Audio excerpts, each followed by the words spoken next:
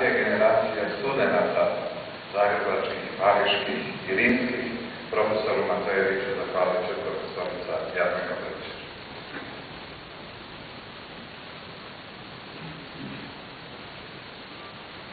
Dobro večer svima.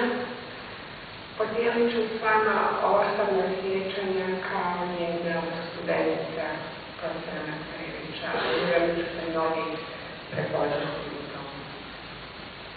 Na Filozofskom fakultetu u Zagrebu profesor Matejević mi predavao francusku književnost drugom polovicom 80-ih godina.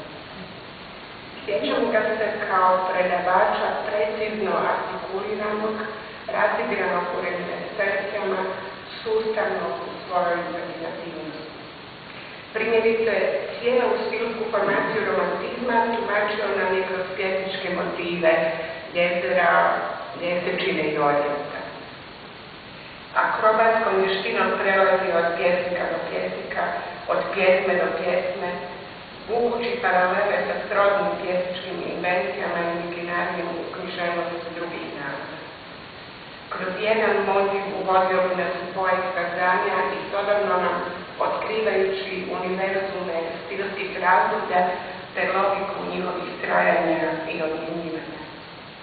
A sve obogaćeno različitim paralelama i asocijacijama, filološkim, filozofskim, antropološkim i socijalnim. Svjedočili smo zapravo nastanku geopoetike kako je artikulirao u mediteranskom brevijaru i krugu našem.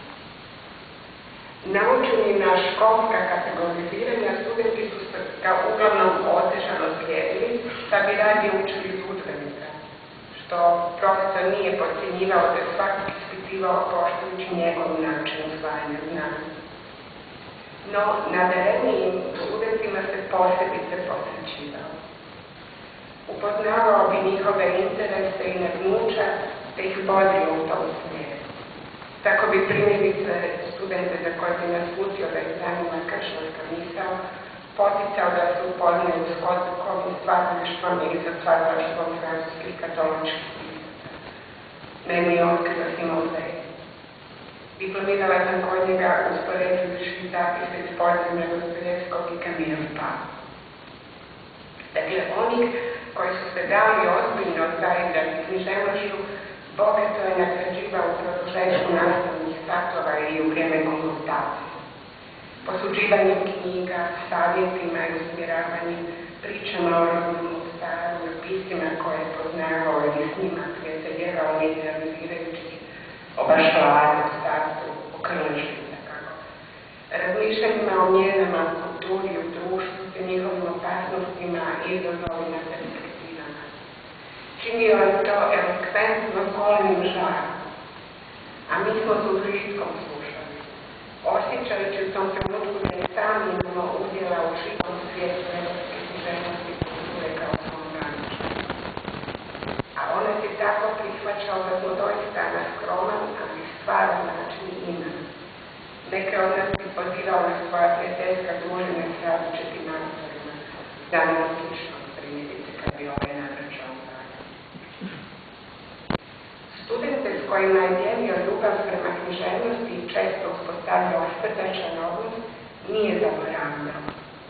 Čak i nakon što je toliki broj, ne samo u Zagrebu, nego i u Parizu i u Rimu, prošao od njegove kolegije, ni nakon što je postao svjetski priznati i poznat. Slao bi svoje knjige s posvetama i srdačno nas susretao na ulici pamteći nam imena, detalje komunikacije koje se bila dogodile pred 30 godina, živo se zanimajući za naše aktualne interese, potičući njihovo produbljivanje i otkrivanje novih, dijeleći momente iz svojeg života, pa i oni svoje. Pred kraj života često ga se mogli susticati nedaleko Jurišićeve, gotovo uvijek u njegove usamljenosti dostupnim za časkanje uz kavu na putu prema kakvom kulturnom događaju ili susretu. Znao se razvezati kao da predaje studentima, no vjerujem da mu je malo to zamjerao. Da baš od njega se trajno mogao, pa čak i kad se ponavljao učiti misliti.